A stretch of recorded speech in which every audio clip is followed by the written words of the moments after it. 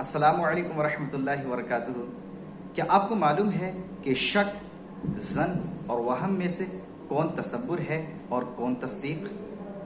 अगर आपको 50% ऐसा लगता है कि ये चीज़ ऐसी है और 50% ही आपको ऐसा लगता है कि ये चीज़ ऐसी नहीं है, तो ये है शक।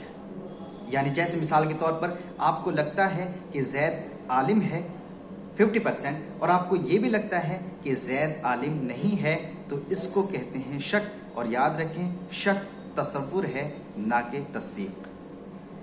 और अगर आपको 50% से कुछ ज़्यादा लगता है, जैसे मिसाल के तौर पर आपको 60% या 70% ऐसा लगता है कि ज़ैद आलिम है और आपको 50% आपको ऐसा लगता है कि ज़ैद आलिम नहीं है, तो जो आपको 60 या 70% लगा तो ये है ज़न, और जो आपको 50% सिर्फ लगा वो है वहम।